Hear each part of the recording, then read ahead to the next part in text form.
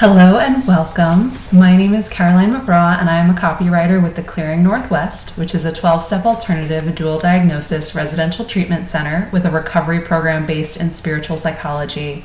And today we're excited to speak with Erica Spiegelman. She is an addiction and wellness specialist as well as a motivational speaker and author. She works with individuals on personal growth and treating the whole person, providing tools on how to reach emotional, mental, and physical freedom. Erica's focus is on rewiring the brain to live more authentically and to end substance abuse. To learn more, visit ericaspiegelman.com. And in this interview, we're going to be talking with Erica about her new book, Rewired, a bold new approach to addiction and recovery. Our focus is on healing core issues since that's what we do at the Clearing. So Erica, thank you for joining us today. Thank you for having me. That's so great. It's so nice to be aligned with, people that are on the same kind of path and doing the same things and inspiring and helping others. It's so cool. So thanks. Yeah. Definitely. I wholeheartedly agree. So just to get started, to help our listeners to get to know you, could you tell us a bit about your recovery journey, about your alcoholism and how that all started for you? Sure. Yeah, about 13 years old was the first time I tried alcohol. Just like most teenagers, kind of experimenting here and there with pot or alcohol. But, it didn't really become problematic until college, and I was in college and began drinking every day. And I just always knew, like, my inner voice was pretty much at ease when I was drinking, and I knew that was a problem. I felt like it was a self-betrayal. I couldn't relax without it. And at 20 years old, that's kind of jarring to know that you can't, relax, you can't meet people, you can't enjoy yourself without it. And so I knew, like, deep down, like, this is going to be a problem, and I'm someday going to have to confront this, and it's going to have to end. But yet, at that time, you put on that mask of denial, and you kind of move through, and that's what I did until, like, my mid-20s. I was living in New York after college, and as the city kind of never sleeps, and you're always going out, and it's a very social environment. My drinking became out of control, and that's when my family noticed, my personality was changing, and I was isolating, and I wasn't as close to them as I usually was, because we have a very tight knit family, and I basically asked for help eventually. Yeah. So it's been 9 years. It'll be going on my 10th year, and it's just it's an amazing journey, and really just being able to help people see that you could create any life you want once you get rid of the things that are distracting you from living your best life. Awesome. Yeah. Thank you for sharing that. Yeah. And I very much enjoyed reading your book, Rewired, which you've got right here. Yeah. Great color. I really appreciated too how this book doesn't really focus that much on the substance use itself. Mm-hmm. It really goes into the deeper issues, which are the trauma, the boundary confusion, and the dishonesty. And in the beginning of the book, you write that honesty is the number one requirement for a sober life. Mm-hmm. And can you say more about why that is true? Yeah, I mean, one lie leads to a web of lies, and even if it's a white lie or a small lie, and why I believe even white lies are detrimental to our mental and emotional health is because once we give ourselves an excuse to kind of bend the truth or lie or hide or omit something, then we're not speaking our truths. We're not saying what we truly feel. We're not asking for what we really want, and that's when it becomes a slippery slope. So just as a base, I think a foundation, if you were to, like, lay the pavement for a building, if you were to lay the pavement for a new healthy home for yourself, has to be honesty with yourself and others. So that means not ignoring what you're looking for in life. I think a lot of us, dishonesty is like saying what you want to hear. So Caroline, I'm like looking at you, and I'm like, oh, what does she want me to act like and be like, and how does she want me to be in terms of our relationship? And so I may not tell the truth or bend the truth. So dishonesty is not just a bold lie. It's so much more than just that, and that's what I really get into in that chapter. That's a really great point. It's twisting yourself and not trying to be someone that you think other people want you to be. Yeah, that's being dishonest with yourself and others, Yeah. Can you share a practical tip if people are thinking, yeah, I see myself in that. I see myself contorting to try and be the person I think other people want me to be. What's a place they can start? How can they begin to get honest? I think it's a little uncomfortable sometimes for people, but you have to lean into your truth and you have to test it out. There's no other way but through. You have to take action, and that's the thing is that it may be uncomfortable, but you have to pick someone you're safe with, like a friend, and not a total stranger, not someone you just started dating, but someone you really truly feel safe with, and maybe you're contorting with them a little bit, or maybe you just have never stepped into a need or a desire or a story that you know to be who you are, or to represent yourself, and say it to that person. It's about practice, and the more that we can do it, and you start with someone safe, the more it'll become easier and more natural with new people that come into your life, whether that's a coworker or a new relationship or whoever. That's such a great point, to start with someone that you're already very comfortable with. And often, I know for me, there's the temptation to, I need to make this change. Let me start with the most challenging person, the one I'm really scared of, and that usually doesn't go well. Right. No, and it's it's easier when it's somebody you know to a degree at least, and that you could trust. It's not going to abandon you, hurt you, or criticize you.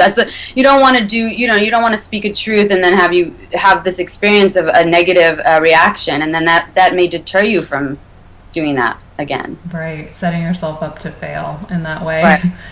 Yeah. So another major theme of the book ties in really well is the theme of boundaries.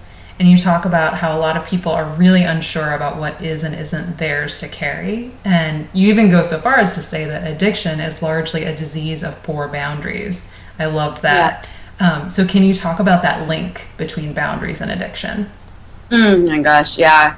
It's everything. I mean, we lose our boundaries with addiction. We drink more than we should, or we use more than we should. We say things and act in ways which we have no desire to do, but we do that. There's no boundaries with our behaviors. So there's a direct correlation. I also believe a lot of us are pleasers in life, and so and especially when you're in your active addiction, you want to keep people at bay. You don't really want people to be in your business.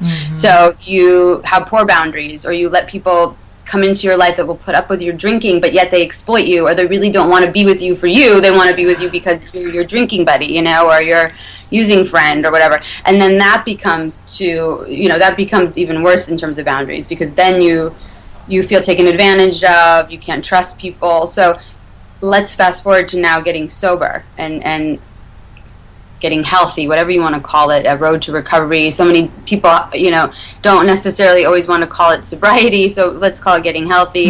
And you're starting to respect yourself, your time, your energy, and with that being said, you have to say no sometimes. You can't always say yes to everyone that asks you for every favor. And sometimes, you've had people in your family that have guilted you or shamed you for your past behavior, and that has to stop. So speaking of boundaries is important too, saying, when you guilt me, I'm going to hang up the phone. Or, I've asked you not to bring that up again. That was 2 years ago, and yet you keep doing that. I'm going to have to walk away from you at this point. And so these are boundaries that we have to follow through with, so that people understand that we are moving forward. And if they want to sit in the past, they'll be sitting there by themselves. Wow, that's a great way of putting it. Yeah. Yeah, and I also really liked your definition of someone who struggles with substance abuse as a person who is driven to support and help others, often at great peril to his or her own safety, well-being, and health. It reminded me of a friend of mine who, she was really trying to stop using, and something I heard from her frequently was, but I'm the one who helps all my friends get their drugs. And I'm thinking, really? That's really what you're concerned about right now? But she was that type of person. Like, she really legitimately was concerned for them and wanted to help them, even though it was at a detriment to her own well-being. So could you maybe share a little bit about how, if people recognize themselves in there, how can they start speaking up, and what are some tips for them? Yeah, I mean, saying no is really good. You know, if someone asks you, even I have clients, I work, at a treatment center, and these clients of mine, younger demographic, we have people from 18 to 27, and they're smoking cigarettes. And I have a client that came in the other day and said, "This girl keeps asking me for cigarettes over and over and over again, and I don't have money to buy more, and I don't want to give them to her anymore, and I can't say no." And I said, "Okay, well, let's try this. Let's try saying." It's nothing against you. It's nothing personal, but I have to have these boundaries. Just saying that you need boundaries to somebody instead of because people take things personal, and then we're afraid of rejecting someone or abandoning someone or being abandoned. So, but saying like I'm really working on setting boundaries right now, and just for my own well-being and my own health, I have to say no. And believe it or not, it's sometimes easier to actually say things at face value instead of like, I can't really give you a ride right now because, you make up an excuse or a lie, because then that gets you into a whole other mess. So just saying, like, I'm working on being healthy and having some better boundaries for myself is really a way to do it. Yeah. Oh, I find that so personally helpful because often I feel like I need to explain 5 reasons why I can't do it. Right. And it's like, well, maybe it's just that this is what I need and this is what I'm working on, and like putting it in that personal growth framework of just this is something I'm working on. And yes. I mean, even when I got, when I changed my life, my mom, who I love very much, and we're super close, has no boundaries. She just never has had boundaries. I say, "Oh, I'm taking a shower," and she's like in the bathroom before I close the door. She's just like, "I have to tell you one more thing," and I'm like, I need 30 minutes of privacy, or 15 minutes to myself. Or I went through a period of learning meditation, and she would be screaming at me to come in for dinner as I just said to her, "I need 20 minutes to go meditate." So, I mean, these are conversations I had to say, and I would say to her, like, I told you I need this. And at some point I just said, you know what, I'm going to tell her I'm trying to practice boundaries. And I did. I said, "Mom, this is part of my health plan right now is to have boundaries with you and other people, nothing against you or anyone else. It's just for my own growth." And she finally understood when I explained it that way. Yeah, it really seems like it would ratchet down the defensiveness too. Like you said, it's not personal to you, it's just global. Right. This is what I'm doing with everybody. For myself, and it's like back to that I statement.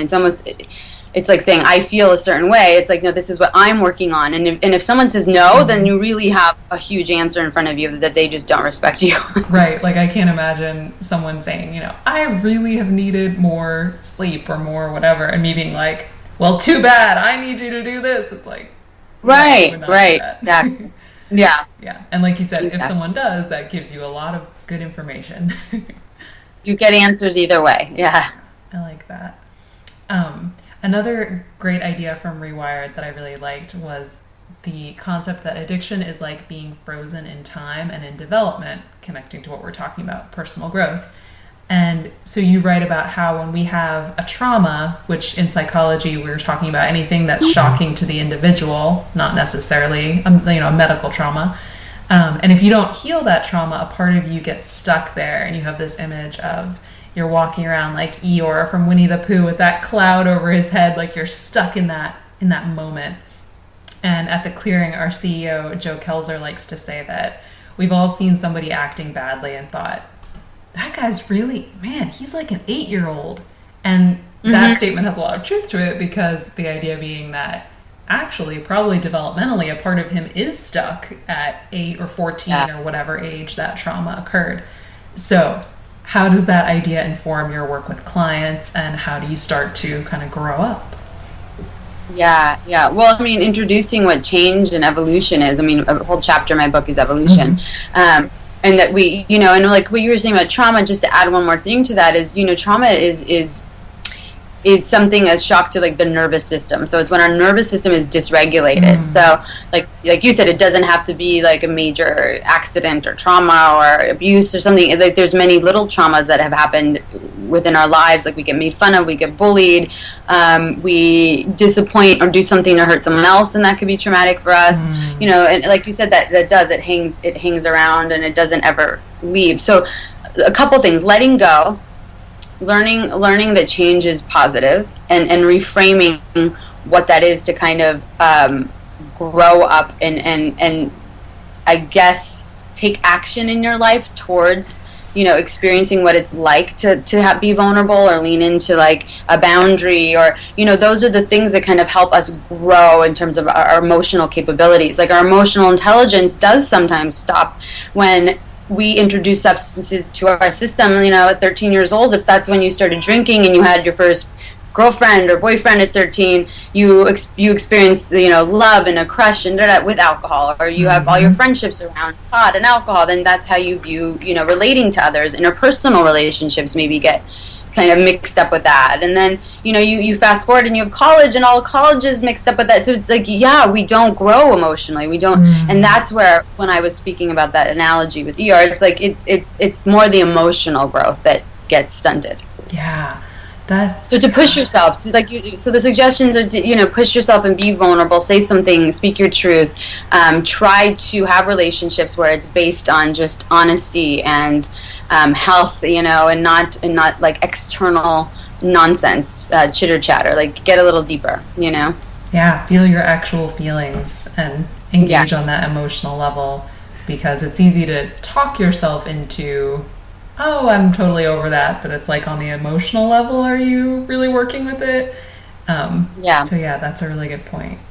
And also, along those same lines, you talk about the importance of self-compassion and being able to nurture yourself. And what are some concrete practices if people are like, okay, I want to heal on the emotional level, but I know I'm really mean to myself.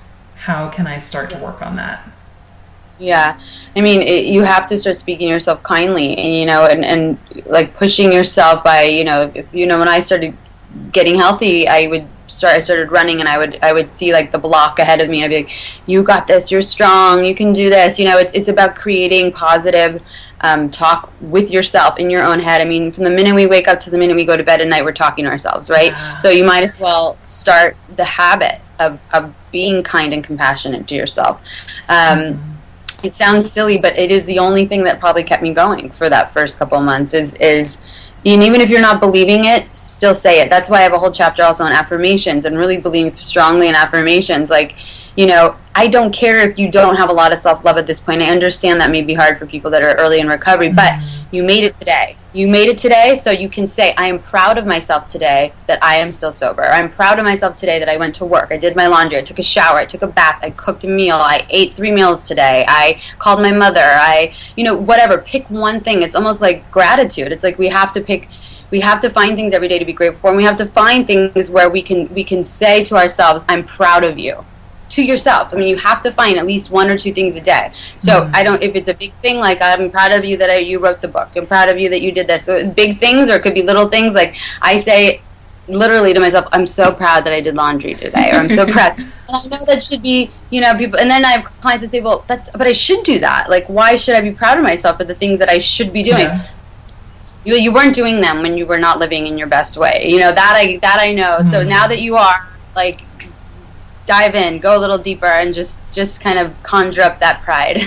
I like that, particularly because I need to do some laundry, so that's affirming of just. I just did some, yeah. Yeah, and it's disproportionately hard sometimes, especially if you're in recovery, you're dealing with emotional issues. Just doing those basic life tasks, it does take a lot of energy, and it is worth affirming yourself for, like, hey, it was hard, but you did it. You get credit. Yeah. Exactly. Well, thank you for mentioning intentions and affirmations, because I definitely appreciate at the end of Rewired, there's a whole bunch of lists for the different sections and affirmations that people can use. So I just wanted to mention those there for folks. Yeah. Yeah. So if you can't think of any, I provide you with them for sure. That was the point. Mm-hmm. Exactly. And that's something also that I went through the program at the Clearing, and it was really funny because, like you said, at first you're sort of skeptical and thinking, well, I want to believe these things, but I don't actually. But if you're saying them and they're getting into your consciousness, you find that you actually start to be like, wait a minute, I think I sort of do believe this about myself.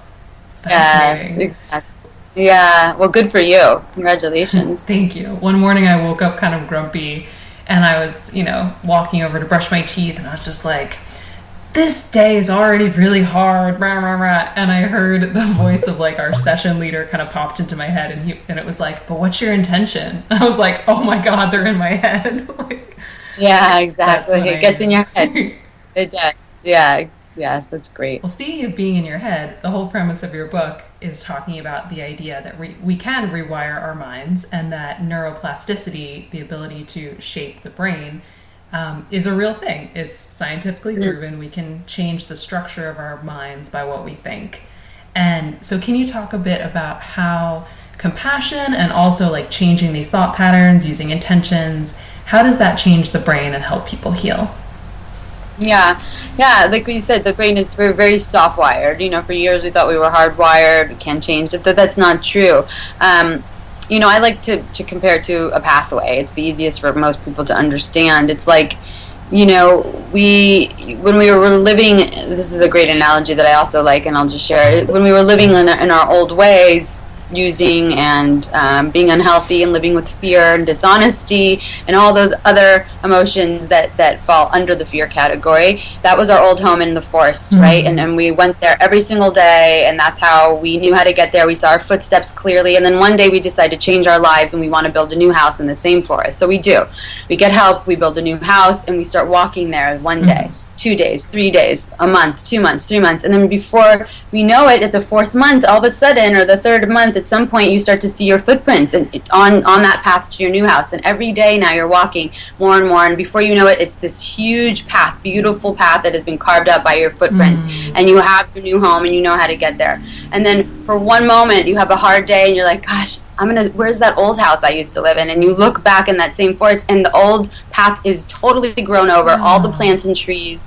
And you cannot find it. You cannot find that old house, and you no longer really, you could recall it, but you don't know how to get back there. And that's kind of the way I view changing your brain and habits. And so repetition, repetition, repetition, repetition with positive things, you will create new paths. I love that. That's a great visual. Like I could see it as you were describing it. Yeah. And it's true. It becomes harder to go back into those same ruts if you're making new pathways. Yeah, it's there, you remember it, but you don't necessarily run back to it that quick anymore. And that's the beauty of time and routine and healthy habits. Exactly. And speaking of time, my favorite chapter was actually the one about time management, because I'm just a sucker for that. I love talking about time management. And you dive into just the practical how-to of putting your own needs first.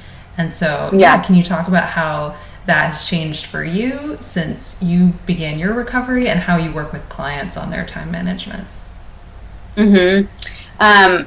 Well, putting your needs first, I always, I for 9 years have had, a kind of a non-negotiable with mind, body, spirit, things I need to feel good mentally, emotionally, spiritually. So those don't get put on the back burner. I mean, they do once in a while, traveling, and you have family and you have things that come up in life. So, but they don't leave for too long. Like maybe I won't work out for 3 days, but at the third day I am getting back to that. I mean, I've learned to be more lenient with myself. When I first got sober, I was adamant about every single day working out, and not crazy amount of time, but I had to move, or I had to meditate, or I had to eat healthy every day. Now, 9 years later, I could I could bend a little bit. I don't have to go to bed at a certain time, but it really was helpful for me, my time, that I was on a schedule when I first changed my life.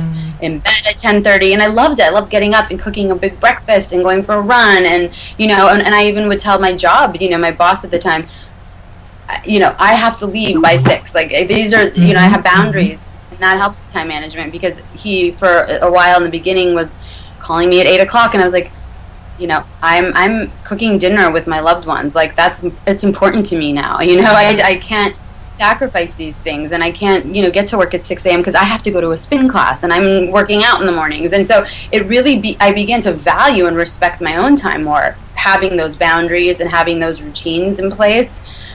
So I really encourage everybody to kind of, in my book, I also talk about doing a pie chart, kind of seeing where, you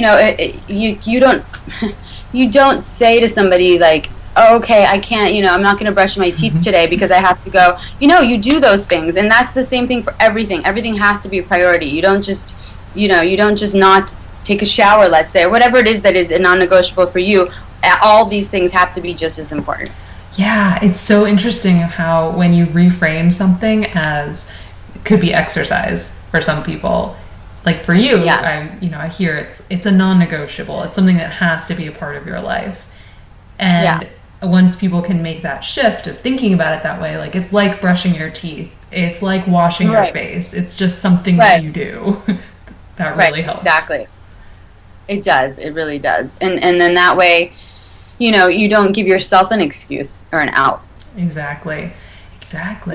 Yeah, I had an experience over Thanksgiving where yeah, I was with my parents, with my family, and my mom was asking if I wanted to do something. I think it was like watch a TV show. And I was like, well, I am really tired, but, and I was kind of waffling. And she did a really good job of basically being like, no, I hear that you're tired. So, like, honor your need to go to bed. And I was really glad that she had done that because for a minute, yeah, I was just kind of like, well, do I really need sleep? And it's like, no, I know myself better than that. Like, sleep really is super duper important. And she knows, obviously, she knows me really well too. So she's like, no, we'll all be Yes. happier if you sleep. Like, you should do Yeah. that. So, Exactly, exactly. Yeah, sleep's something huge for time management. And I mean, and getting even a calendar, I mean, practical tips, just because you mentioned before, getting a calendar. I have my blue book right here. yes. It has like my dates and my appointments. Even though I have a phone, and even though I use the calendar on the phone, I still use this as backup because for whatever reason, I'm more a visual, a learner. I like to see things written down. Even if I see it on my phone, it just does not resonate the same way it does with that. So those are $3 at CVS or Walgreens or whatever. It's easy to get. Totally. I feel that way too. If I physically write it down, it's a different kind of commitment. Yeah, yeah, yeah. Well, just as we draw to the end of our time, is there anything else that you want to share, words of wisdom or encouragement, or anything else that we didn't cover that you want to dive into?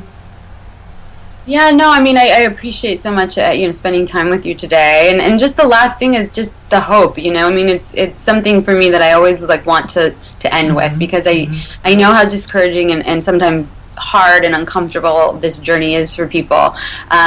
But I just, take it from us and the people that have walked this path before that there is have faith and hope that there is such a brighter future for everybody that's listening. We really can live our best lives and thrive in it in such ways that you don't even know that's possible. So just allowing yourself to clear out negative energy, negative habits, negative routines, negative talk, and really just allow yourself the gift of love and healing. And I promise you'll have the best life that you could ever have imagined. So Awesome. yeah. Thank you so much. It's been good Are to you? talk to you today. Oh, thank you so much.